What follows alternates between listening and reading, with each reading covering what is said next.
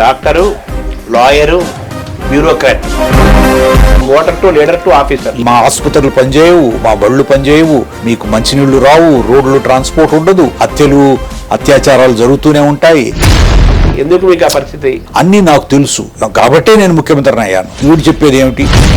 Corporate sector వాళ్ళు వాళ్ళకు తగ్గట్టుగా టెండర్ విధానాలను మార్చేయటం అన్ని చాలా బరుపులు జరుగుతున్నాయి కదా. ఈ అధికారులు, ఈ రాజకీయ నాయకులు కలిసి 1000 కోట్ల కాంట్రాక్ట్ ఉందంటే ఇంచుమించు 400 కోట్లు కొట్టేస్తున్నారు. సర్వీసులో ఉన్నప్పుడు అలా చేసి ఆఫ్టర్ సర్వీస్ మనీ ఇలా చేసి ఇంకా ఎలా? లైసెన్సింగ్ గురించి ఐఏఎస్ ఆఫీసర్లు ఉపయోగపడతారు. లోన్స్ లో గానీ, పవర్ పర్చేజ్ లో గానీ ఇన్ఫ్లుయెన్సెస్ ఉండమంటారా? డీప్ రూటెడ్ సిస్టమిక్ కరప్షన్ ఉందా అంటే ఉంది. ప్రజలు ఇటువంటి రాజకీయ నాయకుల్ని వాళ్ళని సముద్రంలోకి తోసేయాలి. నమస్కారం. మనతో పాటు డాక్టర్ పివి రమేష్ గారు ఉన్నారు. వారు డాక్టరు, లాయరు, బ్యూరోక్రాట్. వీటితో పాటు ఆయన ఏ చదువుకున్నా, ఏ దశలో ఉన్నా బేసిక్గా ఆయన లీడర్. మల్టీగా రాష్ట్రాల్లో, కేంద్రంలో, ఇతర దేశాల్లో అనేక విభాగాల్లో సుదీర్ఘంగా పనిచేసి తనకంటూ ప్రత్యేకమైన ముద్ర వేసుకొని వారిని పరిచయం చేయాలంటే ఒక పుస్తకమే వేయాలి. అంతటి ప్రయాణము, అంతటి జీవితం వారిది ఉంది. వారిని అడిగి బ్యూరోక్రసీ వర్సెస్ పొలిటీషియన్స్, అలాగే గుడ్ గవర్నెన్స్, అలాగే గుడ్ ఫైనాన్స్, వీటిపైన వారి ద్వారా మనం కొన్ని విషయాలు తెలుసుకునే ప్రయత్నం చేద్దాం. నమస్కారం అండి. నమస్కారం. నమస్కారం. నమస్కారం. ఎక్సెప్ట్ కలెక్టర్ తప్ప అన్ని చేశారు కదా మీరు? నేను కలెక్టర్ పనిచేయలేదు. అది ఎలా అనిపిస్తుంది సార్? అది ఎందుకు మీకు ఆ పరిస్థితి? నువ్వు కలెక్టర్ అనేది చాలా ముఖ్యమైన రెస్పాన్సిబిలిటీ. ఎందుకంటే అది డిస్ట్రిక్ట్ హెడ్ కాబట్టి. నేను అడిషనల్ జాయింట్ కలెక్టర్గా 3 జిల్లాల్లో చేశాను. మహబూబ్ నగర్, కరీంనగర్, చిత్తూరు. పిఓఐటీడీఏగా, పీడీడీఆర్డీఏగా, సబ్ కలెక్టర్గా 2 జిల్లాల్లో చేశాను. వరంగల్, ఆదిలాబాద్. పిఓఐటీడీఏగా తూర్పుగోదావరి, పీడీడీఆర్డీఏగా వైజాగ్. నేను నాకు 1994లో మా బ్యాచ్ ని కలెక్టర్గా వేసినప్పుడు నన్ను మెదక్ జిల్లా కలెక్టర్గా వేశారు. మెదక్ జిల్లా కలెక్టర్గా వేసినప్పుడు ఎన్టీఆర్ గారు ముఖ్యమంత్రి, జయప్రకాష్ నారాయణ గారు వారి సెక్రటరీ. అప్పుడు నాకు జయప్రకాష్ నారాయణ గారు నేను అక్కడ కలెక్టర్ ఛార్జ్ తీసుకోవడానికి వెళ్ళినప్పుడు ఆయన ఏమన్నారంటే, ఒకసారి వచ్చి కనపడండి, ముఖ్యమంత్రి గారిని కూడా కలిసినట్టుగా ఉంటుంది అంటే. కలిసింటే ఆయన ఏం చెప్పారంటే, అక్కడ జిల్లా నుంచి ఎమ్మెల్యేలు అందరూ, అన్ని పార్టీల వాళ్ళు, అపోజిషన్ వాళ్ళు, కమ్యూనిస్టులు, Congress, TDP anyway ruling party, అందరూ ఎమ్మెల్యేలు వచ్చి మీరంటే భయపడుతున్నారు చాలా, మీ రెప్యుటేషన్ మీకంటే ముందే వచ్చింది. నేను కరీంనగర్, వరంగల్, మహబూబ్ నగర్, ఆదిలాబాద్ జిల్లాలో చేశాను. తెలంగాణ జిల్లాలో విస్తృతంగా ఈ భూ సమస్యల గురించి, నక్సలైట్ ప్రాంతాల్లో అప్పుడు నక్సలిజం ఎక్కువ ప్రబలి ఉన్న సమయంలో నేను పనిచేయడం జరిగిందనమాట. అప్పుడు నేను చాలా, అంటే ఆ రోజుల్లో కఠినం అనుకోవచ్చు, లేకపోతేనేమో ప్రజల పక్షాన నిలబడ్డం కావచ్చు, చట్టాలని సరిగ్గా ఇంప్లిమెంట్ చేయడం వల్ల కావచ్చు. కాబట్టి అంత పొలిటికల్ అపోజిషన్ యునానిమస్గా మిమ్మల్ని అపోజ్ చేస్తున్నప్పుడు మీరు అక్కడికి వెళ్ళడం సరైన ఇదిగా, మీకు ఒక మంచి అవకాశం కల్పిస్తాను. అదేమిటంటే కమిషనర్ ట్రైబల్ వెల్ఫేర్ పోస్ట్ ఖాళీ చేయబోతున్నాము. అక్కడ ఉన్నవారు చాలా సంవత్సరాలు, 7 సంవత్సరాల నుంచి అదే పోస్ట్లో ఉన్నారు. ఆ రోజుల్లో 90లో 80-90లో కమిషనర్ ట్రైబల్ వెల్ఫేర్ అని చాలా ఇంపార్టెంట్ పోస్ట్ అనమాట. ఎక్కువ ఉండాలి కదా. అది సెక్రటరీ క్యాడర్ ఉన్న వాళ్ళని వేసేవాళ్ళు, సీనియర్ సెక్రటరీలని వేసేవాళ్ళు. మా సీనియర్, నేను 85వ బ్యాచ్, మా ప్రెడిసెసర్ 77 బ్యాచ్. సో ఆ సీనియర్ సెక్రటరీలని వేసేవాళ్ళు, ప్రిన్సిపల్ సెక్రటరీ క్యాడర్లో ఉన్నవాళ్ళు. ఆ రోజుల్లో రెండవది ఏమిటంటే, ఆ రోజుల్లో కమిషనర్ ట్రైబల్ వెల్ఫేర్ అన్ని కమిటీస్లో, ఏ డెవలప్మెంట్ కమిటీ అయినా కూడా దాంట్లో డెసిషన్ మేకింగ్లో భాగస్వామ్యంగా ఉండేవాళ్ళు. అప్పుడు ఆ పోస్టు మీరు తీసుకుంటే బాగుంటుంది, ఎందుకంటే పిఓఐటీడీగా చేశారు, నక్సలైట్ ఏరియాల్లో చాలా మంచి పని చేశారని ఆయన సజెస్ట్ చేశారు. ఆటోమేటిక్గా క్రియేట్ చేసి అది నాకు చాలా నచ్చింది. అది ఈక్వివాలెంట్ పోస్ట్ కాకుండా ఇంకా ఎక్కువ ఎక్స్పీరియన్స్ ఉన్నా, ఇంకా ఇండిపెండెన్స్ ఉన్నా దాంట్లో ఇద్దాము ప్రమోషన్ లాగా అని ఆలోచించి దాన్ని బ్యాలెన్స్ చేశారు. చేసి నన్ను కమిషనర్ ట్రైబల్ వెల్ఫేర్ గా పోస్టింగ్ ఇచ్చారు. ఇస్తే నేను అక్కడ ఒక 6 నెలల తర్వాత మళ్ళీ అడిగారు ఆయన, మీరు వెళ్తారా జిల్లాకి వెళ్తారా అంటే, నేను 2-3 సంవత్సరాల వరకు మళ్ళీ ఎక్కడికి వెళ్ళదలుచుకోలేదండి, ఇక్కడే ఉంటాను. ఎందుకంటే అప్పుడు international fund for agriculture development వాళ్ళ కొత్త ప్రాజెక్ట్ ఒకటి వచ్చింది అనమాట. ఆ ప్రాజెక్ట్ ఇంప్లిమెంటేషన్ అదంతా చూస్తున్నాను అదంతా. అప్పుడు అదే సమయంలో united nations office for project services అనేది న్యూయార్క్లో ఉండేది. UN office for project services, IFAD, ఈ international fund for agriculture development joint office ఉండేది అనమాట. అది న్యూయార్క్లోనేమో యుఎన్ఓపిఎస్ ఆఫీసు, ఐఫాడ్ ఆఫీస్ ఏమో రోమ్లో ఉండేది. అది ఏషియా ఆఫీసు కౌలాలంపూర్లో పెట్టారు. ఏషియా ఖండ మొత్తానికి పెట్టినప్పుడు వాళ్ళు నేను నా వర్క్ అది చూశారు ఒక 5 ఏళ్ళుగా. మీరు కూడా అప్లై చేయండి ఈ పోస్ట్కి అన్నారు. సో ఆ పోస్ట్కి నేను కూడా అప్లై చేశాను. నా CV అది పెట్టి అప్లికేషన్ ఇచ్చి, ఇదిగో నా ఎక్స్పీరియన్స్ ఇది అంటే నన్ను సెలెక్ట్ చేసుకున్నారు. అంటే గవర్నమెంట్ ఆఫ్ ఇండియా లేదు సార్, గవర్నమెంట్ ఆఫ్ ఇండియా సంబంధం లేదు, స్టేట్ కూడా సంబంధం లేదు. అది మా IAS రూల్స్ ఏమిటంటే అండి, ఇంటర్నేషనల్ అసైన్మెంట్స్ అంటే ఇప్పుడు కాదు, అప్పుడు ఇంటర్నేషనల్ అసైన్మెంట్స్ మీరు డైరెక్ట్గా అప్లై చేయొచ్చు. అప్లై చేసి అంటే మల్టీలాటరల్ ఆర్గనైజేషన్స్ అంటే united nations, world bank, IFAD, Asian development bank, ఎక్కడైతే ఇండియా కూడా మెంబర్ అయినప్పుడు మీరు అప్లై చేసుకోవచ్చు. మీరు సెలెక్ట్ అయినట్లయితే అప్పుడు గవర్నమెంట్ పర్మిషన్ తీసుకోవాలి. గవర్నమెంట్ ఆఫ్ స్టేట్ గవర్నమెంట్, తర్వాత గవర్నమెంట్ ఆఫ్ ఇండియా రెండు పర్మిట్ చేయాలి మిమ్మల్ని. స్టేట్ గవర్నమెంట్ రికమెండ్ చేస్తుంది, గవర్నమెంట్ ఆఫ్ ఇండియా అప్రూవ్ చేస్తుంది. 5 సంవత్సరాల పాటు మీరు పనిచేయచ్చు. నేను 5 సంవత్సరాల పాటు ముందు వెళ్ళాను అనమాట. వెళ్ళిన తర్వాత మళ్ళీ తిరిగి రావడానికి నేను సిద్ధమైన ఉన్నప్పుడు, అప్పుడు వాజ్పేయి గారు ప్రధానమంత్రిగా ఉన్నప్పుడు ఒక విధాన నిర్ణయం తీసుకున్నారు. అదేమిటంటే ఇంటర్నేషనల్ ఆర్గనైజేషన్స్లో ఇండియన్ సిటిజన్స్, ఇండియన్ ప్రొఫెషనల్స్ చాలా తక్కువ మంది సీనియర్ పొజిషన్స్లో ఉన్నారు. కాబట్టి సీనియర్ పొజిషన్స్లో ఎవరైనా ఇండియన్స్, ముఖ్యంగా IAS, IFS, IPS నుంచి పనిచేస్తున్న వాళ్ళు ఉన్నట్లయితే వాళ్ళు కంటిన్యూ అవ్వచ్చు ఎన్ని సంవత్సరాలైనా అక్కడ వితౌట్ 5 years సీలింగ్ లేకుండా, as long as they are not replaced by another Indian. ఎందుకంటే ఈ post is not reserved for Indian అని. అలా నేను ఇంకొక 5 సంవత్సరాలు ఎక్స్టెన్షన్ ఇచ్చాను. నేను 13 years చేశాను. నేను 10 years తర్వాత నేను వరల్డ్ బ్యాంక్కి సీనియర్ అడ్వైజర్గా ఆఫ్ఘనిస్తాన్ ఫైనాన్స్ మినిస్టరు, కామర్స్ మినిస్టర్స్కి సీనియర్ అడ్వైజర్గా ఉండేవాడిని. అది చాలా ముఖ్యమైన పోస్ట్ అని వరల్డ్ బ్యాంక్ నుంచి, తర్వాత యునైటెడ్ నేషన్స్ నుంచి, తర్వాత అక్కడున్న ఆఫ్ఘనిస్తాన్ ఫైనాన్స్ మినిస్ట్రీ నుంచి వాళ్ళందరూ కూడా గవర్నమెంట్ ఆఫ్ ఇండియాతో టేకప్ చేశారు. ఈయన చాలా ముఖ్యమైన, వెళ్ళిపోవడానికి వీల్లేదు, ఎక్స్టెండ్ చేయండి అని. అది ఎక్స్టెన్షన్ మీద నిర్ణయం తీసుకోవడానికి 2 సంవత్సరాలు పట్టింది. సో 2008లో మన్మోహన్ సింగ్ గారు ఏ నిర్ణయం తీసుకున్నారంటే, ఇలా IAS ఆఫీసర్లు మొత్తం జీవితాంతం ఫారెన్లో పనిచేయడానికి వీల్లేదు, వాళ్ళకు నిర్ణయం తీసుకోవాలి, వాళ్ళు 5 ఏళ్ళు మాత్రమే పనిచేయాలి, తిరిగి వచ్చేయాలి అని నిర్ణయం తీసుకున్నారు. పిలిచినప్పుడు నాకు ఒక ఆప్షన్ ఇచ్చారనమాట, మీరు తిరిగి వస్తారా లేకపోతే అక్కడే ఉంటారా అని. అయితే అక్కడే ఉన్నట్లయితే రిజైన్ చేసేయండి.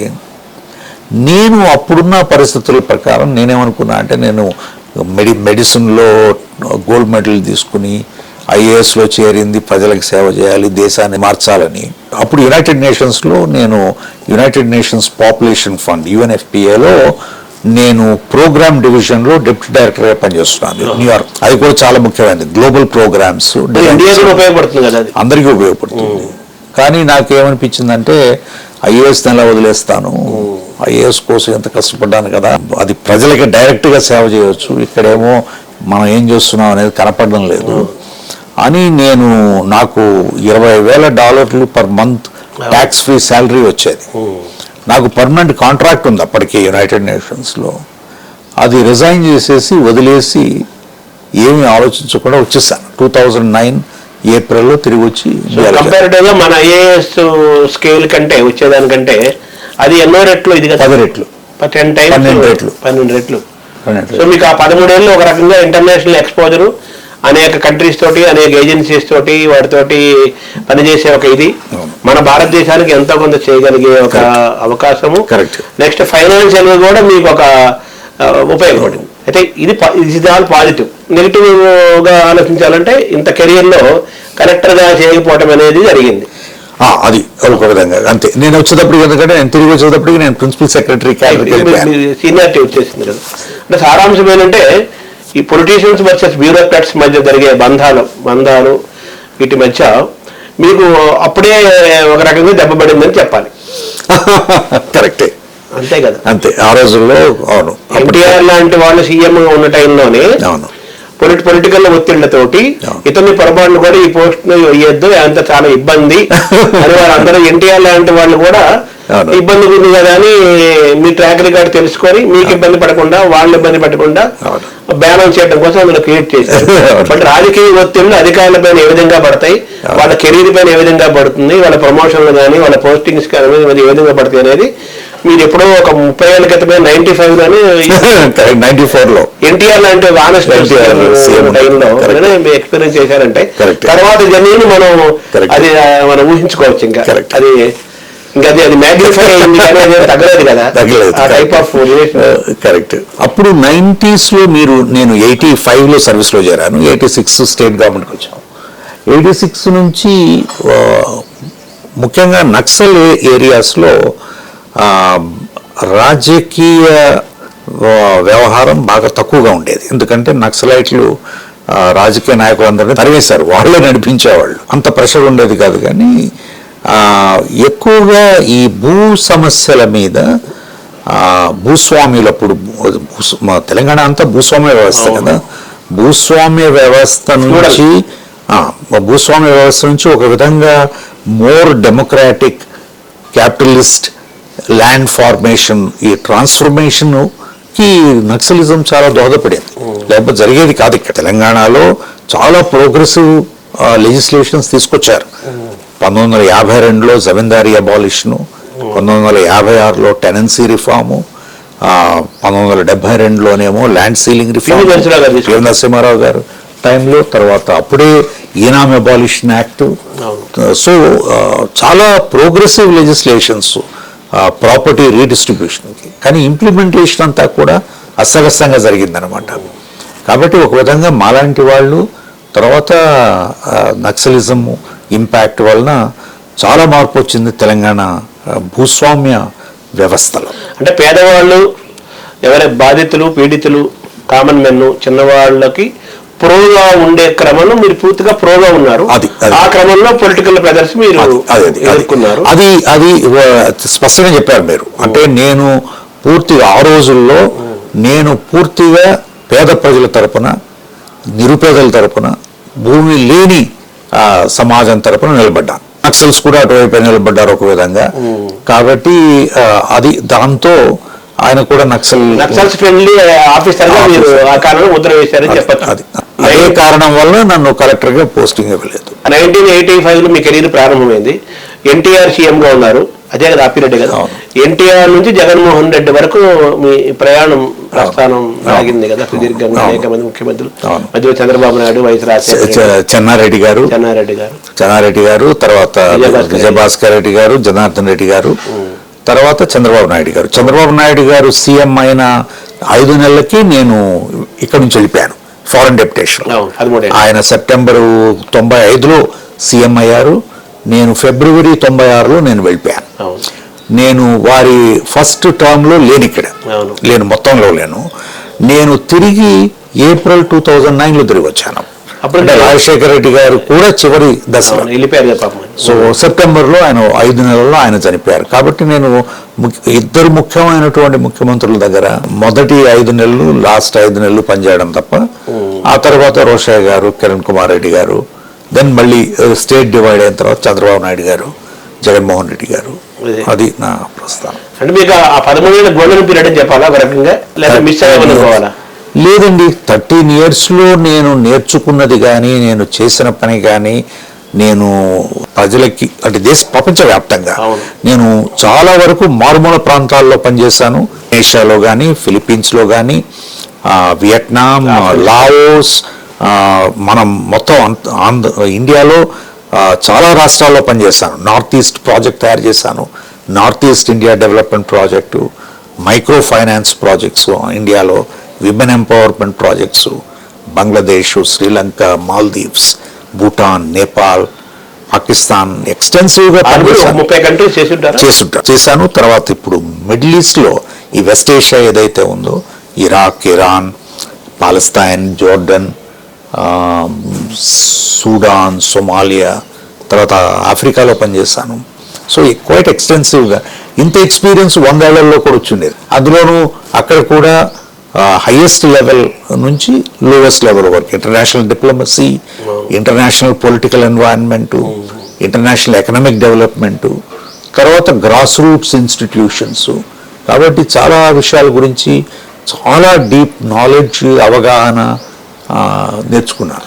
Intelligence, information, strategy, execution. So your well versed with all these areas. So NTR నుంచి జగన్మోహన్ రెడ్డి జరిగిన ప్రయాణంలో మనం పొలిటీషియన్స్ వర్సెస్ బ్యూరోక్రాట్స్ బంధాలని మనం రిలేషన్షిప్ని చూస్తే అది మీరు ఎలా భావిస్తున్నారు? ఆ రిలేషన్స్ని పాజిటివ్గా ఉన్నాయా, నెగిటివ్గా ఉన్నాయా? ఎక్కువ విమర్శలు ఐఏఎస్ ఆఫీసర్లు కూడా అంత ఆర్ఎంబీ సర్వీస్, ప్రతిష్టాత్మక సర్వీస్ కూడా మచ్చ వచ్చింది పరిస్థితిలో వచ్చింది ప్రస్తుతం ఉందిగా సమాజం.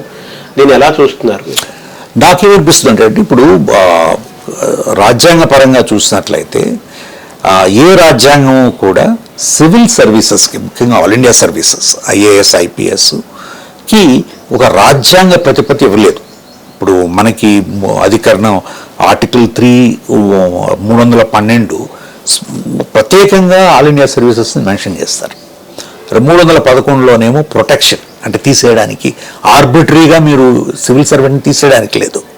సెక్యూరిటీ ఆఫ్ టెన్యూర్ ఉంది కదా, tech security, clear career progress. మీరు అసిస్టెంట్ కలెక్టర్గా జాయిన్ అయితే చీఫ్ సెక్రటరీ క్యాడర్ వరకు మీరు ఏదో అన్యాయాలు, అక్రమాలు, క్రిమినల్ యాక్టివిటీస్ చేయకపోతే చేసిన వాళ్ళు కూడా చీఫ్ సెక్రటరీ ర్యాంక్ వరకు వెళ్తున్నారు. సో ఒక కెరియర్ ప్రాస్పెక్ట్ అంటే మీకు సేఫ్ సెక్యూర్. ఎందుకు? మీరు ప్రజల కోసం పనిచేస్తారు, చట్టబద్ధంగా పనిచేస్తారు, రాజ్యాంగ పరిధిలో పనిచేస్తారు. దాంట్లో ఏమిటి? Political leadership is supreme. ఎందుకంటే మన డెమోక్రసీ కాబట్టి, ప్రజాప్రతినిధులు, ప్రజలు ఎన్నుకున్న వాళ్ళు కాబట్టి వాళ్ళు సుప్రీము. వాళ్ళు పాలసీ నిర్ణయాలని మీరు అమలు చేస్తారు. This is the scheme. A scheme ఎక్కడైనా కూడా, ఇక్కడ మన దేశంలోనే కాదు, చైనాలో కావచ్చు, అమెరికాలో కావచ్చు, there is a permanent bureaucracy, there is a temporary leadership. అంటే political representatives and public representative versus public representatives. Correct. ఇది డిఫరెంట్ టోన్. కరెక్ట్. సో నేను సర్వీస్లో చేరినప్పుడు, ముఖ్యంగా నేను ముందు 10 ఏళ్లలో కూడా నేను గమనించింది ఏమిటంటే, రాజకీయ నాయకులు అప్పుడు వాళ్ళ పరిధిలో వాళ్ళు పనిచేసేవాళ్ళు. అంటే ఏమిటి? మీరు అధికారులు ఎగ్జిక్యూటివ్, లెజిస్లేచర్స్, ఎమ్మెల్యేలు కానీ ఎమ్మెల్సీస్ కానీ వాళ్ళు చట్టాలు చేయాలి. ఆ చట్టాలు సరిగ్గా అమలవుతున్నాయో లేవో మానిటర్ చేయాలి. కానీ వాళ్ళే డైరెక్ట్గా ఇంప్లిమెంట్ చేయకూడదు. అధికారులను ఎక్కడ పోస్టింగ్ ఇస్తారు, లేకపోతేనేమో ఎవరికి మీరు బెనిఫిట్స్ ఇస్తారు అనే నిర్ణయాలు ఆ రోజుల్లో అధికారులు చేసేవాళ్ళు. నేను సర్వీసులో చేరినప్పుడు 86 నుంచి 96 వరకు కూడా నేనే పరిపాలనా యంత్రాంగాన్ని నేనే నడిపించాను. అంటే బ్యూరోక్రాట్స్గా ఇండిపెండెన్స్ ఉండేది. ఎక్కడ టెన్షన్ వచ్చేది అంటే మరీ కొంత కూడా ఫ్లెక్సిబిలిటీ లేకుండా, నేను కూడా ఫ్లెక్సిబిలిటీ లేకుండా పనిచేస్తున్న మాట వాస్తవమే. రెండవది ఏమిటంటే ఈ యొక్క భూస్వామ్య వ్యవస్థకి రాజకీయ నాయకులు కూడా చాలా మంది భూస్వాములు కాబట్టి వాళ్ళకి నష్టం కలిగింది కాబట్టి బాధపడేవాళ్ళు. బాధపడడం కూడా ఏ విధంగా జరిగేది? వెళ్ళి ముఖ్యమంత్రి గారికి చెప్పడము, కంప్లైంట్ చేయడము, లేకపోతే మంత్రి గారి ద్వారా ఇన్ఫ్లుయెన్స్ చేయడము. అంతేగాని మా డే టు డే ఫంక్షనింగ్లో రాజకీయ వ్యవహారాలు ఉండేవి కావు అప్పుడు. ఇప్పుడు మొత్తం కొంతమంది, అందరూ కాదు, కొంతమంది ఐఏఎస్ ఆఫీసర్స్ గారు, ఐపీఎస్ కావచ్చు, వాళ్ళు పూర్తిగా అధికారంలో ఏ పార్టీ ఉంటే వాళ్ళకు అనుకూలంగా మారిపోయి పూర్తిగా వాళ్ళకు తగ్గట్టుగా చేయటము, అపోజిషన్ వాళ్ళు చేయకపోవటము, వాళ్ళు కూడా ఎంకరేజింగ్ ఇంపార్టెంట్ పోస్టులో వాళ్ళు కూర్చోబెట్టడము అనేది జరుగుతూ అలా వాళ్ళు కుమ్మక్క అవుతున్నారు. అవినీతి పెరిగింది, వీళ్ళు కూడా పొలిటికల్ లీడర్లుగానే పార్టీ కార్యకర్తలుగానే మారిపోతున్నారని విమర్శ బలంగా ఎదుర్కొంటుంది కదా. అంటే గణనీయమైనటువంటి అంటే మీరు గత 95 నుంచి కూడా ముఖ్యంగా నేను ఇక్కడ నుంచి వెళ్ళిపోయిన తర్వాత గణనీయమైనటువంటి మార్పులు వచ్చాయి సమాజంలో. సమాజంలో మార్పులు ఏ విధంగా వచ్చాయంటే, ఒకటి ఈ 91 ఎకనామిక్ లిబరలైజేషన్ పివి నరసింహారావు గారు ఆయన మ్యాక్రో ఎకానమీని స్టెబిలైజ్ చేయాలి, గ్రోత్ పెంచాలి, అభివృద్ధి దృక్పథంలో తీసుకెళ్ళాలి, ఉద్దేశం వేరు. అది మనం ఏ విధంగా అర్థం చేసుకున్నామంటే, లిబరలైజేషన్ అంటే ఆర్థిక లిబరలైజేషన్ గురించి ఆయన మాట్లాడేది, మనమేమో సాంస్కృతికంగా సామాజిక లిబరలైజేషన్ గురించి మనం అర్థం చేసుకున్నాం. అంటే మనకిప్పుడు నీతి నియమాలు అవసరం లేదు, లిబరలైజ్ అయిపోయాము. ఇప్పుడు అది జరిగింది మీరు చూస్తే, మేము నేనున్నంత కాలము కూడా మేము ఎప్పుడు కాంట్రాక్టర్ల ముఖం చూడలేదు. స్ట్రిక్ట్గా ఏదైనా కొనాలి, ప్రొక్యూర్మెంట్లు కాంట్రాక్టర్లు ఇవ్వాలంటే పూర్తిగా టెండరింగ్ ప్రాసెస్. ఆ రోజుల్లో పబ్లిక్ వర్క్స్ కోడ్ అని, అకౌంట్స్ సిస్టమ్ అని, స్ట్రిక్ట్లీ యాజ్ పర్ రూల్స్. తర్వాత కొన్ని మార్పులు ఏమిటంటే, ఐఏఎస్ ఆఫీసర్స్ కూడా మీరు 50, 60, 70 మా 80ల్లో కూడా దేశాన్ని అభివృద్ధి చేయాలి, నేషనల్ డెవలప్మెంట్లో మేము భాగస్వాములమే. ప్రభుత్వం అంటే ఎవరు? నేనే కదా, జిల్లా పరిధిలో కానీ సబ్ డివిజన్ పరిధిలో కానీ. కాబట్టి నాకు ఒక బాధ్యత ఉంది ప్రజల మంచి గురించి, ప్రజల కోసం దృక్పథంతో పనిచేయాలనే ఒక ఆలోచన ఉండేది. అది దాంట్లో పెద్ద మార్పు రావడం ఏమిటంటే, 90 తర్వాత నేను ఇక్కడ లేకపోయినా కూడా నేను ఇక్కడ వస్తూనే ఉండేవాడిని. ఎందుకంటే నాకు ప్రాజెక్టులు ఉండేవి ఆంధ్రాలో, తమిళనాడులో, మహారాష్ట్రలో, హర్యానాలో, ఒరిస్సాలో, నార్త్ ఈస్ట్లో. కాబట్టి నేను చూసిన పెద్ద మార్పు ఏమిటంటే అండి, లెజిస్లేచర్స్ ఎప్పుడూ కూడా ఎగ్జిక్యూటివ్ చేసేవాళ్ళు కాదు. అంటే కార్యక్రమాల అమలు అనేది మంత్రులు విధాన నిర్ణయాలు తీసుకుంటే ఐఏఎస్ అధికారులు దాన్ని నిర్వహించేవాళ్ళు. నేను గమనించింది ఏమిటంటే 95, 96 నుంచి కూడా ఎకానమీ బాగా పెరగడం మొదలుపెట్టింది. 96లో 13,000 కోట్ల బడ్జెట్ అయితే ఈరోజు మనం ప్రతి స్టేట్లో కూడా 3.5 లక్షల కోట్ల గురించి మాట్లాడుతున్నాం. కాబట్టి గవర్నమెంట్ ఇన్కమ్ పెరిగింది. పెరగడమే కాకుండా ఒక దృక్పథం ఏమిటంటే, మనం అభివృద్ధి చేయాలి అంటే కాంట్రాక్టర్లను ఎంకరేజ్ చేయాలి, ఇన్వెస్టర్లను ఎంకరేజ్ చేయాలి. కాబట్టి పూర్తిగా పేద ప్రజలు ఎవరైతే సామాజికంగా వెనుకబడిన వాళ్ళ అభివృద్ధి నుంచి వాళ్ళ గురించి పట్టించుకోవద్దు, వాళ్ళు సమాజానికి డిపెండ్ అయి ఉన్న వాళ్ళు. కాబట్టి మనం చేయాల్సిందంతా కూడా గ్రోత్ ట్రెజెక్టరీ చేయాలి. అంటే మీరు ఇండస్ట్రియలిస్ట్తో చేతులు కలపాలి, కాంట్రాక్టర్లతో పాటు కలిసి మొత్తం అసలు exposure, orientation, commitment, monitoring system అంతా మారిపోయింది. కాబట్టి అధికారులు తర్వాత పొలిటికల్ కరప్షన్ బాగా పెరిగిపోయింది.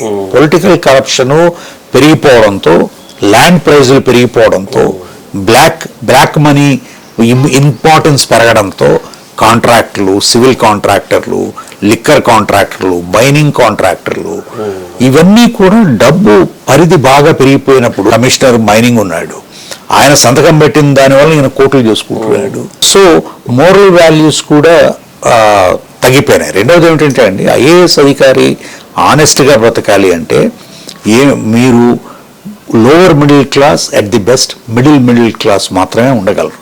ఈ రోజు నాకు ఇంకా ఇల్లు లేదు, నేను అద్దెంట్లో ఉంటున్నాను. That is all I can afford. నేను కాబట్టి మిడిల్ క్లాస్ మనకేమిటి యాస్పిరేషను, పెద్ద బంగ్లాల్లో ఉండాలి. So they so much of expectation and aspiration. ఉండకూడదని చెప్పడం లేదు, కానీ దీని స్ట్రక్చరల్ ఉంది. అది కట్టలేదు నేను దేశంలో లేకపోవడం వల్ల. ఇప్పుడు కట్టాను, ఇప్పుడు వెళ్ళబోతున్నాను ఈ నెలలో. ఓవరాల్ గా ఏంటంటే పివి నరసింహారావు గారు ఒక మంచి ఉద్దేశంతో భారతదేశాన్ని ఆర్థికంగా సంస్కరణలు తీసుకొచ్చి నిలబెట్టాలని ఉద్దేశంతో ఆయన ఒక మంచి కోసం తీసుకొస్తే దాన్ని కాంట్రాక్ట్లు, ఇంటర్నేషనల్ కాంట్రాక్ట్లు, వర్క్లు, ప్రాజెక్టులు, వ్యాపారాలు పెరిగిపోవడం వల్ల డబ్బు అనే ఒక ప్లేస్ పెరగడం వల్ల ఎక్కడికక్కడ పొలిటికల్ కరప్షన్ పెరిగిపోయింది, ఆటోమేటిక్ బ్యూరోక్రాటిక్ కరప్షన్ పెరిగిపోయింది. నువ్వు నేను మన వాళ్ళు తన వాళ్ళు అనే ఒక ఇది ఏర్పడిపోయింది. ఇది చాలా బాధాకరం. అందులోనూ రీజనల్ పార్టీలు కూడా పెరగడం, నేషనల్ పార్టీలు కాకుండా రీజనల్ పార్టీలు పెరగడం. రెండవది ఐఏఎస్ క్యాడర్ మేనేజ్మెంట్ లో, ఇదివరకు క్యాడర్ మేనేజ్మెంట్ లో ఖచ్చితంగా మీరు సెంట్రల్ గవర్నమెంట్ లో పనిచేయాలనే ఒక నిర్ణయం ఉండేది. ఇప్పుడు ఏమిటంటే సెంట్రల్ గవర్నమెంట్ వెళ్ళడానికి మిమ్మల్ని సెలెక్ట్ చేసుకోవాలి, వాళ్ళు ఎంపానల్ చేయాలి. ప్యానల్ కావడం లేదు, అసలు చేసుకోవాల్సిన అవసరం లేదు. అందుకని ఏమిటంటే రాష్ట్రంలోనే ఉండిపోవడం వల్ల ఒక రాష్ట్ర క్యాడర్ లాగా తయారైపోయారు. స్టేట్ ఇంట్రెస్ట్లు, లోకల్ ఇంట్రెస్ట్లు పెంచుకుని ఇంకా ఎక్కువగా రాజకీయ రంగు పులుముకుని రాజకీయాల్లో చూసుకుపోయారు. సార్, ఈ క్రమంలో పద్మనాభయ్య గారిని మొన్న మధ్యన ఇంటర్వ్యూ చేశాను. ఆయన ఫార్మర్, హోమ్ సెక్రటరీ, చాలా పెద్ద పొజిషన్లో చేశారు. 1961 బ్యాచెస్ చెందిన పర్సనాలిటీ తెలుగు స్టేట్స్లో. ఆయన ఏమన్నారంటే, ఇలాగా ఈ బంధం, అక్రమ సంబంధాలు పెరిగిపోతున్న క్రమంలో సామాన్యుడు మేలు జరగకుండా వాళ్ళు కూడా పోటీపడి, పొలిటీషియన్లతో పోటీపడి అవినీతి ఇలా పెరుగుతున్న క్రమంలో మంచి ఆఫీసర్లు, మంచి పొజిషన్ ఎప్పుడూ ఉంటారు. దీనికి ఫుల్ స్టాప్ పట్టాలంటే కనీసం ఎవ్రీ 5 years తర్వాత ఒకసారి వీళ్ళని government, central government, all India services వెనక్కి పంపించేసి మళ్ళీ ఇలా తీసుకుంటూ ఉండాలి. అలాగే పంపించకుండా ఇక్కడే కానీ టెస్ట్ వేసేస్తే వాళ్ళు ఐఏఎస్ కూడా వెనక్కి తీసేసుకోవాలి అని చెప్పేసి ఒక అన్నారు. అని చెప్తూ ఆయన మీ పేరు కూడా రిఫర్ చేశారు. మా రమేష్ గారు కూడా is very fund of this అని చెప్పి అన్నారు. సో మీరు దీన్ని ఏకీభవిస్తారా? తప్పకుండా అండి. అంటే వారు చాలా పెద్దవారు, వారి మీద చాలా గౌరవం ఉంది, ఆయన చాలా సీనియరు.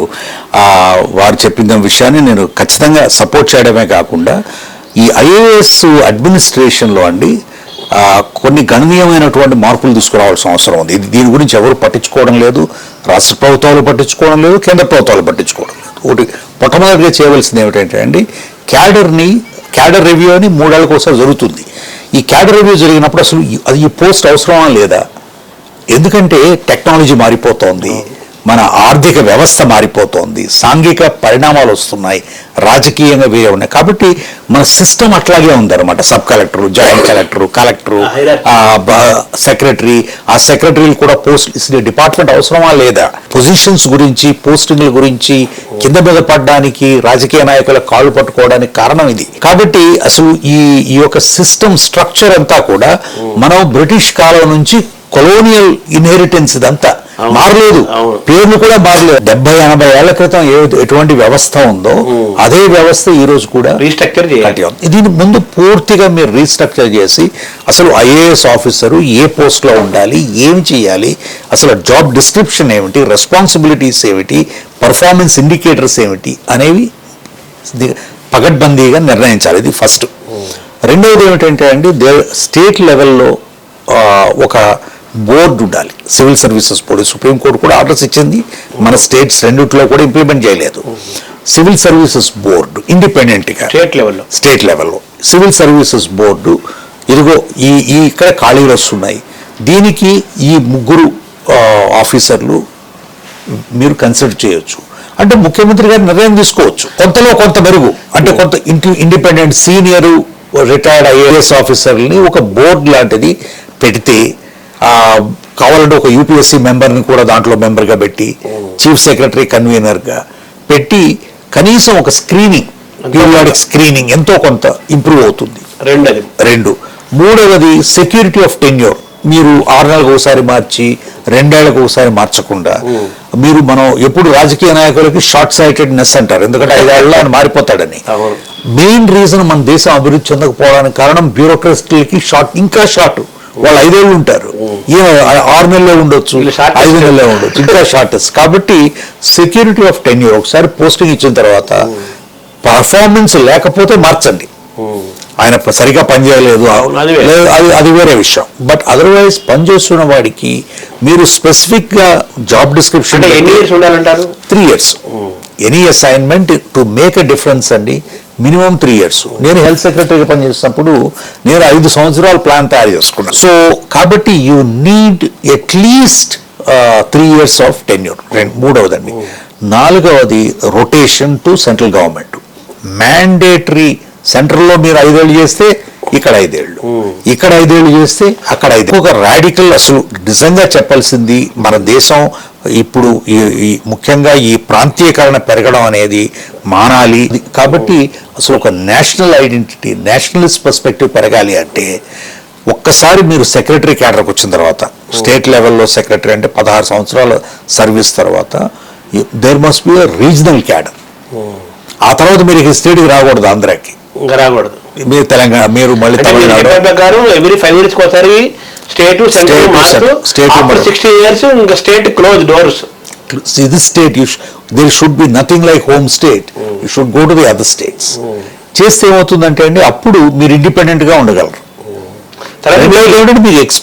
మీ నాలెడ్జ్ పెరుగుతుంది. So you must contribute to the all India development, not only to your local development. లేకపోతే ఏమవుతుందంటే అండి కులము, మతము, ప్రాంతము, ధనము కలిసిపోవడం, ఇదే వీళ్ళతోనే రోజు పనిచేయడం.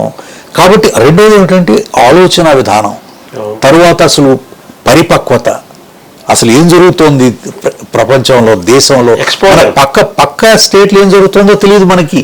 Exposure correct. ఇప్పుడు తమిళనాడు ఇంతగా ఎందుకు అభివృద్ధి చెందింది, లేదా ఈవెన్ తెలంగాణలో ఏం జరుగుతుందో ఆంధ్రాకి తెలియదు. కాబట్టి క్రాస్ ఫర్టిలైజేషన్ ఇది నేర్చుకోవాల్సిన అవసరం చాలా ఉంది. ఇదంతా మరి గవర్నమెంట్ ఆఫ్ ఇండియా చేయాలి కదా. గవర్నమెంట్ ఆఫ్ ఇండియా చేయాలి, స్టేట్స్ ఇనిషియేటివ్ తీసుకోవాలి కదండి. ఇప్పుడు స్టేట్స్ మొదలు పెడితే స్టేట్స్ డిమాండ్ చేయాలి ఇది. ఇప్పుడు మాకు బెటర్ క్వాలిటీ ఆఫీసర్లు కావాలి. డెఫినెట్ గా తమిళనాడుకి గురించి ఖచ్చితంగా నేను చెప్పగలను, ఎందుకంటే తమిళనాడు చదువుకున్నాను నేను. తర్వాత తమిళనాడు అధికారులతో నాకు పరిచయం ఉంది. తర్వాత ఫ్యాక్ట్ స్పీక్ ఫర్ దెమ్సెల్వ్స్, మనం చెప్పాల్సిన అవసరం లేదు. Tamil Nadu is now the most developed state in India. Orissa కూడా బాగా జరిగిందంటారు. No, every state is trying its best, but మనం గణనీయమైనటువంటి మార్పు గత 25 ఏళ్లలో ఏ రాష్ట్రం చేసింది అంటే తమిళనాడు స్టాండ్స్ నెంబర్ 1. చివరికి చీఫ్ సెక్రటరీ కంటే సీఎం అని మొత్తం షాడో మినిస్టర్గా చేస్తున్నారు అనేది పెరుగుతుంది కదా. ఎందుకు ఈ పరిస్థితి వచ్చింది, దీనికి పరిష్కారం ఉందా కదా, ఇది వాస్తవమేనా? ఒకటేమిటంటే అండి, ముఖ్యంగా రీజనల్ పార్టీస్లో ఒక వ్యక్తే ప్రాముఖ్యం, పార్టీ అంతా ఆయన చుట్టే తిరుగుతుంది. నేషనల్ పార్టీలో 10 మంది ఉంటారు పెద్ద మనుషులు. కాబట్టి pulls and pushes, balancing, democratic management జరుగుతుంది. రీజనల్ పార్టీస్లో పనిచేస్తున్నప్పుడు ఆయన ఏకఛత్రాధిపతి ఒకడే ఉంటాడు. ఆయనదే మొత్తం, ఆయనదే పార్టీ, ఆయనే ముఖ్యమంత్రి. ఇది ఒకటి. రెండవది ఏమిటంటే చీఫ్ మినిస్టర్ ఆఫీస్, ఇది వరకు చీఫ్ మినిస్టర్ ఆఫీస్ చీఫ్ మినిస్టర్కి సహాయం చేయడానికి ఉంటుంది. ఇప్పుడు చీఫ్ మినిస్టర్ ఆఫీస్ అనేది మొత్తం అధికారం అంతా కూడా చీఫ్ మినిస్టర్ ఆఫీస్లో కేంద్రీకృతమైంది.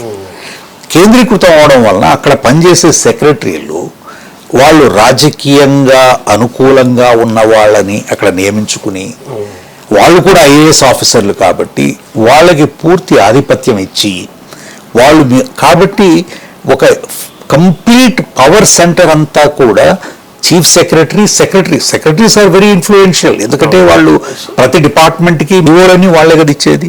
తర్వాత finance secretaries, they are very important in managing the most important position. అంటే ఒక conscience keeper of this government. ఏదైనా డబ్బులతో ముడిపడి ఉంటుంది, ప్రతి విషయం కూడా డబ్బులతో ముడిపడి ఉంటుంది. మన డబ్బు ఎంత ఉంది, ఏమిటి పరిస్థితులు ఏంటి. కరెక్ట్. సో ఇది ఇక్కడ నుంచి ఇదేదైతే వ్యవస్థీకృతమైనటువంటి పని విధానాలు ఏవైతే ఉన్నాయో, విధి విధానాలు ఏదైతే ఉన్నాయో అవి ఈ ముఖ్యమంత్రి గారి ఆఫీస్కి మారిపోయినాయి. నేను ముఖ్యమంత్రి గారి ఆఫీసులో నేను కూడా పనిచేశాను చీఫ్ సెక్రటరీగా, జగన్మోహన్ రెడ్డి గారు. కాబట్టి నాకు తెలుసు అది సరైన విధానం కాదు. ముఖ్యమంత్రి గారికి సెక్రటరీ, చీఫ్ సెక్రటరీ ఇది ఇక్కడే రాష్ట్రాల్లోనే కాదు కేంద్రంలో కూడా జరిగింది. జవహర్ లాల్ నెహ్రూ గారు ప్రధానమంత్రిగా ఉన్నంత కాలం ప్రైమ్ మినిస్టర్ ఆఫీస్ లేదు. ప్రైమ్ మినిస్టర్కి only there was no PMO, there was only ఆయనకి ప్రైవేట్ సెక్రటరీలు, సీనియర్ ప్రైవేటు స్టెనోగ్రాఫర్లు ఉండేవాళ్ళు అంతే. ఆయనకి సెక్రటరీ అనేవాళ్ళు ఐఏఎస్, ఐసిఎస్ ఎవరు ఉండేవాళ్ళు కాదు. ఆయన cabinet secretary to the prime minister, secretary to cabinet. So ఈ పెద్ద మార్పు గత 30-40 ఏళ్ళుగా వచ్చింది. ఇప్పుడు అది బాగా వ్యవస్థీకృతంగా బలంగా పునాదులు నాటుకుపోయింది. అంటే అక్కడ పిఎంఓ ఇక్కడ సిఎంఓ, అక్కడ పిఎంఓ ఇక్కడ సిఎంఓ, అక్కడ క్యాబినెట్ సెక్రటరీ సుప్రీం కదా యాక్చువల్ గా. ఐడియల్లీ అక్కడ క్యాబినెట్ సెక్రటరీ సుప్రీం, ఇక్కడ చీఫ్ సెక్రటరీ సుప్రీం. ఇప్పుడు వాళ్ళిద్దరూ తగ్గిపోయి సిఎంఓ అక్కడ పిఎంఓ పైకి వేస్తున్నారు. దీనికి ఏంటి ఎలా ఫుల్ స్టాప్ దీనికండి ఇది ఒక రివ్యూ చేయాల్సిన అవసరం ఉంది. అంటే ఇప్పుడు మీరు చీఫ్ మినిస్టర్స్ ఆఫీస్, అది ఇట్స్ ఎ క్లాసిక్ ఎగ్జాంపుల్. ప్రతి విషయంలో కూడా దీంట్లో స్టాండర్డ్ ఆపరేటింగ్ ప్రొసీజర్ ఉండాలి. తర్వాత సెక్రటరియట్ ఆఫీస్ మాన్యువల్ అనేది ఒకటి ఉంది. అది నియమ నిబంధనల్ని నిర్ణయిస్తుంది. ఇది చేయాలి, ఈ విధంగా పనిచేయాలి, ఈ విధంగా సెక్రటరియట్ ప్రొసీజర్ ఇది. దాంట్లో చీఫ్ మినిస్టర్ ఆఫీసు ఏమి చేస్తుంది, ఏమి చెయ్యాలి, ఎలా పనిచేయాలనే నిర్ణయాలు లేవు. వాళ్ళు ఏమైనా చేయాలి, రూల్స్ లేవు. సెక్రటరియట్ ఆఫీస్ మాన్యువల్లో చీఫ్ మినిస్టర్ ఆఫీస్ కి రోల్ లేదు, చీఫ్ మినిస్టర్కే రోల్ ఉంది. చీఫ్ సెక్రటరీకి ఉంటుంది, సెక్రటరీకి ఉంటుంది, చీఫ్ మినిస్టర్కి ఉంటుంది, మినిస్టర్కి ఉంటుంది. చీఫ్ మినిస్టర్ ఆఫీస్ సెక్రటరీకి లేదు. కనీసం ప్రైమ్ మినిస్టర్ ఆఫీస్లో ఒక స్టాండర్డ్ ఆపరేటింగ్ ప్రొసీజర్ ఇంటర్నల్గా పెట్టారు.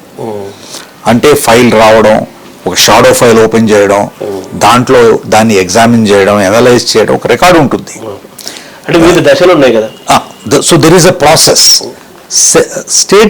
చాలా స్టేట్ గవర్నమెంట్స్లో, స్టేట్ చీఫ్ మినిస్టర్స్ ఆఫీస్లో ఈ ప్రొసీజర్స్ని ఇన్స్టిట్యూషనలైజ్ చేయలేదు, రూల్స్ రెగ్యులేషన్స్ ఫ్రేమ్ చేయలేదు. కాబట్టి దీనివల్ల ఏమిటంటే పూర్తిగా యంత్రాంగం, ఐఏఎస్ యంత్రాంగం పూర్తిగా రాజకీయ పరం కావడానికి చీఫ్ మినిస్టర్ సెక్రటరీ చాలా కారణం. ఇప్పుడు తర్వాత ఫైనాన్స్ సెక్రటరీ మీరు తీసుకొచ్చారు, మీరు సెక్రటరీ ఫైనాన్స్ చేశారు కదా. సెక్రటరీ ఫైనాన్స్ చాలా కీలకం, అంత డబ్బు కాబట్టి. వాళ్ళు కూడా ఇప్పుడు చీఫ్ సెక్రటరీస్ లాగా సీఎంఓ చేతిలోనే ఉండే పరిస్థితి వచ్చేసింది కదా. వచ్చేసింది. నేనున్నప్పుడు ఇది ఇండిపెండెంట్, ఇది ఫైనాన్షియల్ సిస్టమ్ అంతా కూడా ఆటోమేట్ చేయాలి, స్ట్రీమ్ లైన్ చేయాలి, ట్రాన్స్పరెన్సీ తీసుకురావాలి, ఒక single source of truth implement చేయాలని కాంప్రిహెన్సివ్ ఫైనాన్షియల్ మేనేజ్మెంట్ సిస్టమ్ అనేది ఇంప్లిమెంట్ చేస్తాం. అది ఆటోమేట్ చేయడానికి దాని యొక్క ముఖ్య ఉద్దేశం ఏమిటంటే డిస్క్రిప్షన్ ఉండకూడదు ఎవరికి. ఫస్ట్ ఎవరైతే పనిచేస్తారో అప్రూవలు, పేమెంట్ ఇవన్నీ కూడా ఆటోమేటిక్గా జరిగిపోవాలి. మనుషులు ఎంత పెద్దవాడైనా కూడా ఆయన చేతులు పెట్టకూడదు అని నేను మొదలుపెట్టాం. ఇప్పుడు అది ఏదో మనం దేవుని చేయకపోతే కూర్తేంది చేశారంట చూసారా, ఆ విధంగా సిఎఫ్ఎంఎస్ కంట్రోల్ చేసేది ఇప్పుడు ముఖ్యమంత్రి గారి సెక్రటరీ ఆంధ్రాలో. ఆయన అప్రూవ్ చేస్తాడు, ముఖ్యమంత్రి గారిని అడిగి ఈయనకి ఇవ్వచ్చా, శర్మ గారికి ఇవ్వచ్చా, ఇచ్చేయండి ఆయన మనవాడే, రమేష్ గారు అమ్మో ఆయనకి ఇవ్వద్దు అసలు. ఈ విధమైనటువంటి నిర్ణయాలు తీసుకోవడానికి టెక్నాలజీ దోహదపడింది. కాబట్టి technology is only an enabler. టెక్నాలజీని ఏ విధంగా మనం ఉపయోగించుకుంటాం అనేది వ్యక్తుల మీద ఆధారపడి. అయితే ఇప్పుడు అది అయిపోయిన ఇష్యూ, బట్ ఒక స్మాల్ ఎగ్జాంపుల్గా కేస్ స్టడీగా చెప్పాలంటే ఎల్వి గారు ఇష్యూ చెప్పినట్టుగా ఇప్పుడు చంద్రబాబు అరెస్ట్ కారణము ఆ రోజు రమేష్ గారు ఇచ్చిన స్టేట్మెంట్ అనేది అప్పుడు మరి సెక్రటరీ ఫైనాన్స్ ని బాధ్యత చేశారు. సీఎంఓ పాత్ర కూడా ఉంటుందిగా యాక్చువల్గా. ఇప్పుడు చెప్తున్న ఈ కాన్సెప్ట్ అంటే ఇది స్కిల్ డెవలప్మెంట్ లోకి వెళ్ళాలంటే అది పెద్ద విషయం. దాంట్లో నేను నోట్ రాసింది వాళ్ళు దుర్వినియోగం చేశారు. సిఐడి తర్వాత అప్పుడున్న ముఖ్యమంత్రి గారు ఒకే ఉద్దేశంతో దుర్వినియోగం చేశారు. నేను చాలా స్పష్టంగా నేను ఇచ్చిన 164 స్టేట్మెంట్ కానీ పోలీసులకు ఇచ్చిన స్టేట్మెంట్లో కానీ ఎక్స్ప్లెయిన్ చేశాను. ఇదిగో ఇది పద్ధతి, ఇది పరిస్థితి, ఇది జరిగింది, ఇది జరగలేదు. దాన్ని వాళ్ళు డిస్టార్ట్ చేసి ఏదో ప్రయత్నం చేయడానికి చేశారు. ఎనీవే అది కేసు విగిపోయింది. కాబట్టి ఫైనాన్స్ డిపార్ట్మెంట్కి, ఫైనాన్స్ సెక్రటరీకి ముఖ్యమైన పాత్ర ఉంది ప్రభుత్వ యంత్రాంగంలోనూ, ప్రభుత్వం పనిచేసే విధానంలో. అయితే ఇప్పుడు సీఎంఓ అనేది ఇక్కడ ఫైనాన్స్ సెక్రటరీని, చీఫ్ సెక్రటరీ అన్నింటినీ డామినేట్ చేసుకుంటూ కంప్లీట్గా షాడో సీఎం లాగా మొత్తం వ్యవస్థ నడిపించే సెంట్రలైజ్ సిస్టమ్ లాగా రావటం అనేది ఇది చాలా ప్రమాదకరమైన ధోరణి. ఇది రెండు అంశాలండి. ఒకటి ఏమిటంటే ముఖ్యమంత్రి ఎవరైనా కూడా, మీరైనా నేనైనా కూడా ముఖ్యమంత్రి అయితే అంతా అధికారం అంతా కూడా మన చేతుల్లో పెట్టుకోవాలి. ఎందుకంటే మన న్యాచురల్ డిఫాల్ట్ మోడ్ ఏమిటంటే డిక్టేటర్షిప్.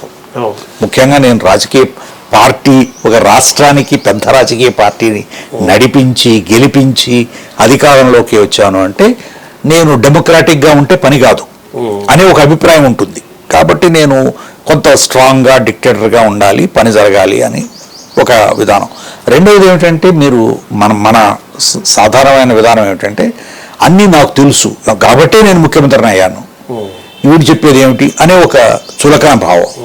దానికి తగ్గట్టుగా అక్కడ ఈ మంత్రులు కూడా ఎవరు మాట్లాడే ధైర్యం లేకుండా ఉండడం, లేదా అట్లాంటి వాళ్ళని మంత్రులుగా పెట్టుకోవడం. తర్వాత ప్లస్ ఆఫీసర్స్ కూడా ముఖ్యం ఏమిటంటే అండి, నేను హైయెస్ట్ వాల్యూ ఇచ్చేది అధికారులకి కాంపిటెన్స్. మీరు ఏ పని అప్పచెప్పినా కూడా మీరు భయం రాగద్వేషాలు లేకుండా చట్టబద్ధత ప్రకారం ప్రజల మంచి కోసం పనిచేయాలి కాంపిటెంట్గా. అంతేగాని ఇదిగో నేను ఆలోచిస్తాను, రేపు చేస్తాను, నేను మంత్రి గారిని అడగాలి.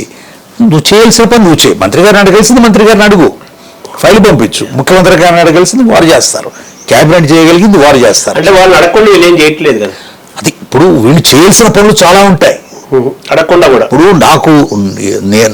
నేను చాలా షాక్ అయ్యే వ్యవహారం ఏమిటంటే అండి, ఏదైనా ఎవరైనా ఎంత చిన్నవాళ్ళైనా రిప్రజెంటేషను లెటరో రాస్తే దాని మీద స్పందించవలసిన బాధ్యత ప్రభుత్వానికి ఉంది, అధికారులకు ఉంది. ఈరోజు మంత్రి గారు చెప్పలేదు కాబట్టి నేనేం చేయడం లేదు, ఫైల్ మూవ్ చేయడం లేదు, ఎందుకంటే మంత్రి గారు చెప్పలేదు, లేదు ముఖ్యమంత్రి గారు. ఇదేమిటండి వ్యవహారం? నీ పనే అది కదా. ఫైల్ తయారు చేయాల్సింది, ఫైల్ చేయాల్సింది, ఆయా దశలో నోట్స్ రాయాల్సింది ఆఫీసర్సే కదా. సెక్రటరీ యొక్క బాధ్యత అది. అంతేగాని ముఖ్యమంత్రి గారు చెప్తే చేస్తాను. అందువల్లే అసలు గవర్నెన్స్ కొలాప్స్ అయిపోవడానికి, ప్రతి 5 ఏళ్లకు ఒకసారి మార్పు మారడానికి కారణం poor governance, miss governance, failure of governance. And దాని గవర్నెన్స్ కి లార్జ్ కాంట్రిబ్యూషన్ ఆఫీసర్స్. ఈ రాజకీయ నాయకులు అది గమనించకుండా. రెండవది ఏమిటంటే ఒక విధంగా మన రాజకీయ నాయకులకు కూడా ఐడియాస్ లేకపోవడం. డబ్బులు ఇచ్చేస్తే ఎలాగో డబ్బులు ఇచ్చి గెలుస్తున్నాం, రాజకీయాలు ఓట్లు కొనుక్కుందాం, తర్వాత ఈ వెల్ఫేర్ స్కీమ్స్. కాబట్టి ఓట్లు కొనుక్కున్నప్పుడు ఒకసారి డబ్బులు ఇచ్చేసి పవర్లోకి వచ్చిన తర్వాత మళ్ళీ వాళ్ళు అడుగుతారు. కాబట్టి కరప్షన్ అనేది కంటిన్యూస్ ప్రాసెస్. ఒకసారి మీరు కరప్ట్ అయిన తర్వాత మీరు అది ఒక బకాసురుడి లాంటి కోరిక, కావాలి ఆకలి పెరుగుతుంది అది. కాబట్టి మనం డబ్బులు చేసుకుంటున్నాం కాంట్రాక్ట్లోను, తర్వాత మైనింగ్లోను, ల్యాండ్లు అమ్ముకోవడంలోను, లిక్కర్లోను. కాబట్టి ప్రజలు కూడా అడుగుతారుగా ఎందుకు నువ్వు డబ్బులు తినేస్తున్నావు అని. కాబట్టి వాళ్ళని మభ్య పెట్టడానికి ప్రతి నెలా నీకు అమ్మఒడిస్తాను, లేకపోతే ఇంత డబ్బులని నీకు పంపిస్తాను, నువ్వు తీసుకో, నువ్వు సంతోషంగా ఉండదు, నన్నేం అడక్కు. మా ఆసుపత్రులు పనిచేయవు, మా బళ్ళు పనిచేయవు, మీకు మంచినీళ్లు రావు, రోడ్లు ట్రాన్స్పోర్ట్ ఉండదు, మీకు హత్యలు అత్యాచారాలు జరుగుతూనే ఉంటాయి, పట్టించుకోకు, డబ్బులు ఇస్తున్నాను కాబట్టి అని ప్రజలు చెప్తున్నారు. సో ఓటరు, ఆఫీసరు, పొలిటీషియన్, అధికారంలో ఉన్న పార్టీ అందరిలో కూడా ఈ మార్పు ఓటర్ దగ్గర నుంచి మార్పు మొదలైతే from voter to leader to officer. లీడర్లో మార్పు రావాలండి. ముందు లీడర్లో మార్పు రావాలి. లీడర్లో కాన్ఫిడెన్స్, ప్రజల కోసం ఉన్నాం మేము, మా కోసం కాదు అనే ఒక మార్పు రాకపోతే ఈ సమాజం మారదు. దానికి ప్రజలు డిమాండ్ చేయాలి, ప్రజల విషయాలు తెలుసుకోవాలి. వాళ్ళ పేరులో, ప్రజాస్వామ్య పేరులో, ప్రజాస్వామ్య ముసుగులో అసలు నిజంగా ఏం జరుగుతోంది, ప్రజలకి తెలియకుండా సైలెంట్ గా జరుగుతున్న నష్టం గ్రహించాలి. కరెక్ట్, గ్రహించాలి. ఎస్ సార్, మనం సైలెంట్ పాయిజన్ లాగా నష్టం జరుగుతుంది, కానీ మనం నవ్వుకుంటూ వెళ్ళిపోతున్నాము. కరెక్ట్. అయితే ఇంకోటి అరుస్తూ వెళ్ళిపోతున్నాం, కానీ మనం కింద నుంచి నీళ్లు వస్తుందని తెలుసుకోలేకపోతున్నాం. ఈ రోజు ఆంధ్ర రాష్ట్రంలో ప్రతి వ్యక్తి పుట్టిన వాళ్ళ దగ్గర నుంచి వృద్ధాప్యంలో ఉన్న వాళ్ళ వరకు వెళ్ళిపోయేంత వరకు ఒక్కొక్కరికి యావరేజ్ ఒక 2.5 లక్షల అప్పు ఉంది ప్రభుత్వాలు చేసి. వ్యక్తిగతంగా లేకపోయినా ప్రభుత్వం వసూలు చేస్తారు. మీ నుంచి కాకపోతే మీ పిల్లల నుంచి అది నడుస్తూనే ఉంటుంది. కాబట్టి ఇంత అప్పులు చేసినందుకు అధికారులు ఎవరిని అడుగుతున్నారా? ఎవరు లేదు. కార్పొరేట్ సెక్టార్ వాళ్ళు చాలా వర్కులు చేస్తుంటారు, చాలా అప్లై చేస్తుంటారు. వాళ్ళకు తగ్గట్టుగా టెండర్ విధానాలను మార్చేయటం అన్ని చాలా మరుపులు జరుగుతున్నాయి కదా. దీన్ని ఎలా చూడాలి? ఇది ఈ రోజు జరుగుతున్నది ఏమిటంటే మన దేశంలో ముఖ్యంగా తెలుగు రాష్ట్రాలు తర్వాత ఎవరు వచ్చినా అధికారులు ఎవరున్నా కానీ ఆ సంస్థలే ఉంటాయి మళ్ళీ. అవును, ఆ సంస్థలే నిర్ణయిస్తున్నాయి ఏం పనులు చేయాలి. ఈపీసీ కాంట్రాక్టింగ్ అనేది మొదలుపెట్టిన తర్వాత అండి, ఇది వరకు ఒక పద్ధతి ఉండేది మనకి. పబ్లిక్ వర్క్స్ కోడ్ ఉండేది, ఆ సిస్టమ్ ఉండేది, టెండరింగ్ ప్రాసెస్ ఉండేది. తర్వాత దాంట్లో కాంట్రాక్ట్ అడ్మినిస్ట్రేషన్లో కొన్ని నియమ నిబంధనలు ఉండేవి. ఈపీసీ కాంట్రాక్ట్ అది అమెరికన్ సిస్టమ్ అనమాట. అంటే ఇట్స్ ఆల్ ఇంక్లూసివ్. దీంట్లో రెండు ఇంపార్టెంట్, ఒకటి ఏమిటంటేనేమో ప్రైస్ మారకూడదు, రెండవది టైం ఫ్రేమ్ మారకూడదు. కానీ ఇప్పుడు జరుగుతున్నది ఏమిటంటే అసలు ఇంజనీరింగ్ డిపార్ట్మెంట్స్లో కెపాసిటీ తీసేశారు. రిక్రూట్మెంట్ లేదు, ప్లానింగ్ కెపాసిటీ లేదు, డిజైన్స్ అసలు యూనిట్లు ఎక్కువ క్లోజ్ చేసేసారు, క్వాలిటీ కంట్రోల్ ఏమో అవుట్సోర్స్ చేశారు, మానిటరింగ్ అంతా కూడా థర్డ్ పార్టీ పెట్టారు. థర్డ్ పార్టీ పెట్టేది కాంట్రాక్టరే, మానిటర్ చేసేది క్వాలిటీ కంట్రోల్ కూడా కాంట్రాక్టరే.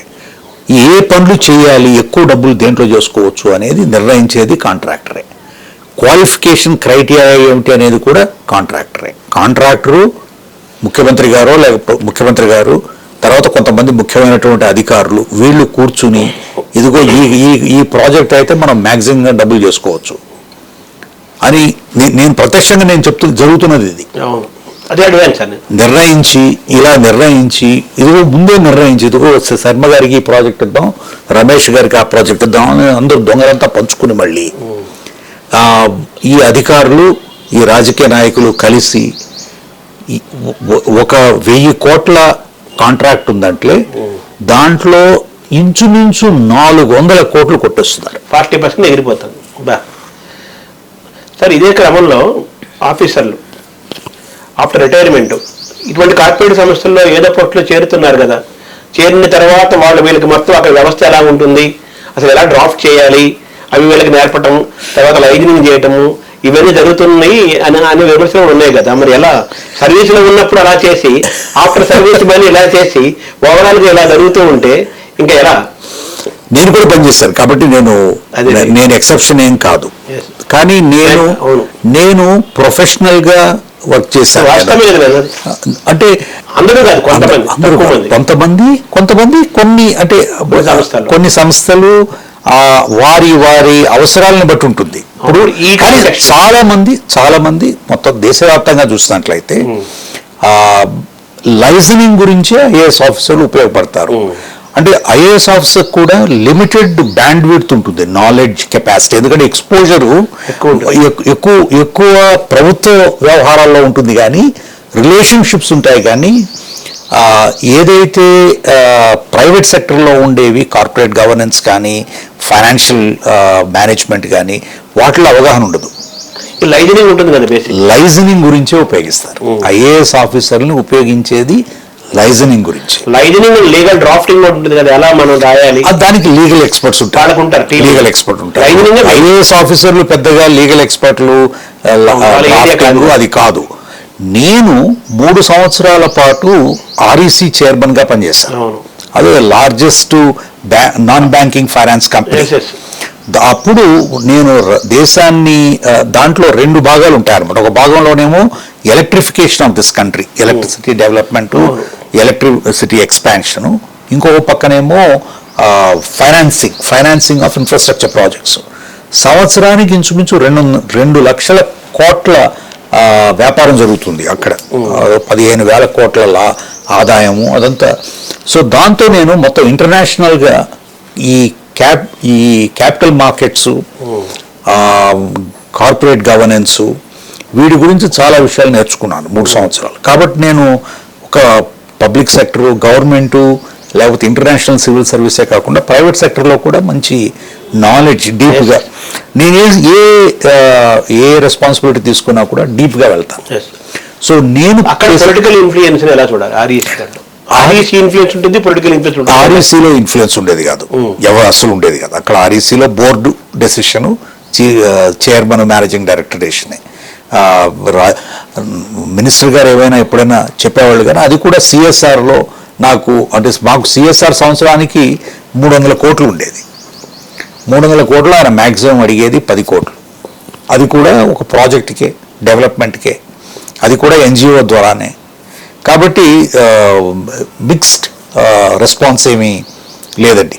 అది 100% ఇండిపెండెంట్ ప్రొఫెషనల్లీ రన్ బోర్డు. అందుకే మేము 3 సంవత్సరాల్లో ఇంచుమించు ఒక $9.3 బిలియన్ ఇంటర్నేషనల్ మార్కెట్లో only on the strength of balance sheet raise చేసామంటే that is because of corporate governance. అంటే ఎలక్ట్రికల్ లోన్స్లో కానీ పర్చేజ్లో కానీ పవర్ పర్చేజ్లో కానీ ఇన్ఫ్లుయెన్సెస్ ఉండవంటారా? అది స్టేట్ లెవెల్లో జరుగుతుంది, state అది level. కార్పొరేట్ లెవెల్లో జరుగుతాయి. మనం చూసేదంతా ఇది ఉంది కదా, ఉంది ఉంది ఉంది ఇది ఎక్కడైనా కూడా కాంట్రాక్ట్ అన్నింటిలో ఉన్నదే కదా.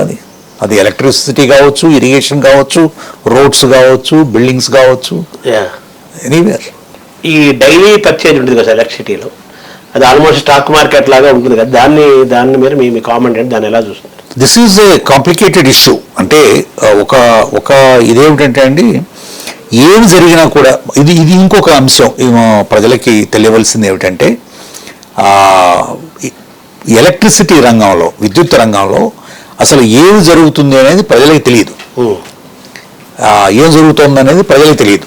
ప్రజలు ఏమనుకుంటారంటే ఈ యొక్క నడిచిపోతోంది కదా అని. అది కూడా అక్కడ కూడా మనం మూసుకొని ఏమి జరిగినా కూడా ప్రతి పైసా కూడా ప్రజలు కట్టాల్సిందే. చెప్పారు కదా, మీరు 2,50,000 పర్ హెడ్ ప్రజలు కట్టాల్సిందే, లేకపోతే అప్పు చేసి సబ్సిడీ కింద రూపంలో మాఫీ చేయడం. అంతేకాదు, ఏది జరిగినా కూడా ప్రజలకి డైలీ పర్చేజ్ నష్టం జరుగుతుంది కదా. డైలీ పర్చేజ్ లో లాభం జరుగుతుంది అనేది ఉద్దేశం, ఎందుకంటే తక్కువ ఖర్చు కొంటారని. కానీ జరుగుతున్నది నష్టం, ఎందుకంటే ఎక్కువ ఖర్చు కొంటున్నారు కాబట్టి. అది అక్కడ మళ్ళీ డబ్బులు మిగులుతాయి కాబట్టి అది అక్కడ నుంచి డబ్బులు చేసుకోవడం. అలాగే మీరు అన్నట్టుగా ఈ టెండరింగ్ ప్రాసెస్ లో దాని ద్వారా తగ్గట్టు కార్పొరేట్ వాళ్ళకి తగ్గట్టుగా టెండరింగ్ విధానాన్ని, అలాగే ఎలిజిబిలిటీ సిస్టమ్స్ మార్చటము, ఇవన్నీ మీరు ఇందాక అన్నారు కదా. అందరూ కలిసిపోయి ఆఫీసర్లు, పొలిటీషియన్లు, కాంట్రాక్టర్లు, కార్పొరేట్ సెక్టర్ వాళ్ళు కలిసిపోయి ఓవరాల్ గా దోచుకుంటున్నారు, ప్రజలు అక్కడే ఉంటున్నారు, గమనించట్లేదు, వెళ్ళిపోతున్నాయి అని చెప్పి మీరు. అవునండి, ఒక విధంగా ఇది ఒక చాలా దురదృష్టకరమైనటువంటి విషయం, దురదృష్టకరమైనటువంటి నిజం. ఇది ప్రజలు గమనించవలసిన అవసరం ఉంది. అంటే 100కి 100 ఇలాగే జరుగుతున్నాయనేది కాదు, దాంట్లో కూడా మంచి వాళ్ళు చాలా మంది ఉంటారు, ఆనెస్ట్ గా ఉన్న వాళ్ళు ఉన్నారు. ఈ దురభిప్రాయం కూడా ఉంది ప్రజల్లో. ఏమిటంటే ఐఏఎస్ ఆఫీసర్లు అందరూ చాలా ఎంజాయ్ చేస్తున్నారు, చాలా డబ్బులు చేసేసుకుంటున్నారు, వీళ్ళంతా భూములు కొనేశారు. అది కూడా నిజం కాదు. ఉన్నవాళ్ళు ఉన్నారు. అసలు వ్యవస్థలో ఈ విధమైనటువంటి డీప్ రూటెడ్ సిస్టమిక్ కరప్షన్ ఉందా అంటే ఉంది. అది బాగా డీప్గా వెళ్ళిపోయింది. ముఖ్యమైన కారణం పొలిటికల్ కరప్షన్, పీపుల్స్ కరప్షన్. ఎందుకంటే ఓట్లు కొంటున్నాం కాబట్టి, మేము డబ్బు ఖర్చు పెట్టి ఓట్లు కొంటున్నాం కాబట్టి, మరి ఆ ఖర్చు అంతా కూడా మేము దాంతో అందరూ కరప్ట్ అయినప్పుడు మేమెందుకు కాకూడదు అనేది బ్యూరోక్రాట్స్ వ్యవహారం. దీనికి అంటే సొల్యూషన్ ఏంటంటే 10 మినిట్ సొల్యూషన్. ప్రజల్లో చైతన్యం రావాలి, ప్రజలు ఆర్గనైజ్ అవ్వాలి, ప్రజలు అడగాలి, ప్రజలు ఇటువంటి రాజకీయ నాయకుల్ని ఎన్నిక చేయకూడదు, వాళ్ళని సముద్రంలోకి తోసేయాలి. ఓవరాల్గా ఏంటంటే మంచి వాళ్ళు రాజకీయ నాయకులు ఉన్నారు, మంచి వాళ్ళు రాజకీయాల్లో మంచి వాళ్ళు ఉన్నారు, వ్యాపారులు కూడా సిన్సియర్గా వ్యాపారం చేసేవాళ్ళు ఉన్నారు, సిన్సియర్గా ఆఫీసర్స్ ఉన్నారు. కాకపోతే ఆ పర్సంటేజ్ తగ్గుతోంది, అది పెరగాలి. ప్రజలు మారాలి, చైతన్యం రావాలి, ఓటరు సరైన వాడిని ఎంపిక చేసుకోవాలి, మంచి లీడర్ని ఎంపిక చేసుకోవాలి, మంచి లీడరు యొక్క నాయకత్వం నడుస్తున్న పార్టీ ద్వారా మంచి పాలన అందాలి, ఒక ఆరోగ్యకరమైన వాతావరణం ఏర్పడాలనేది దీని యొక్క సారాంశం. అలాగే ఐఏఎస్ అనే వ్యవస్థలో కూడా చాలా సంస్కరణలు రావాలి, ఓవరాల్గా డిసిప్లిన్ అనేది అన్ని ఏరియాలో రావాలన్నది కరెక్ట్. అంటే సమాజంలో మొత్తం మార్పు రావాలి, మన దేశం అభివృద్ధి చెందాలి. ఎందుకంటే మనకిన్ని వనరులు ఉన్నాయి, ఇంతమంది దేశాన్ని బాగు చేయాలనే ఉద్దేశం ఉన్నటువంటి వ్యక్తులు చాలామంది ఉన్నారు, కొత్త టెక్నాలజీ వస్తుంది, యువకుల్లో చాలా చైతన్యం ఉంది. కాబట్టి వీళ్ళందరూ కలిసి ఈ విషయాల గురించి కొంత అవగాహన తీసుకుని, ఇది చాలామంది అంటారు నాకు రాజకీయాలు నచ్చవు, లేకపోతేనేమో నాకు ప్రభుత్వం అంతా చెడిపోయింది, ప్రభుత్వాలు వద్దు మనకి. అంటే ప్రభుత్వం లేకుండా ప్రపంచం ఎలా ముందుకెళ్తాము? ఒకటి ప్రతిదీ రాజకీయమే. రాజకీయంతో ముడిపడినప్పుడు వాడు సరిగ్గా చేస్తే ఉంచాలి, సరిగ్గా చేయకపోతే దించాలి. నువ్వు కరెక్ట్ కాకుండా అది ఫ్రమ్ ఓటర్ టు లీడర్. అది voter to leader, particularly youth, new generation ఈ టెక్నాలజీని మిస్యూజ్ చేయకుండా ఇది పాజిటివ్గా యూజ్ చేసి ప్రజల్లో చైతన్యం తీసుకురావాల్సిన అవసరం ఉంది. అంతే. Thank you very much. Thank you very much. Thank you very much.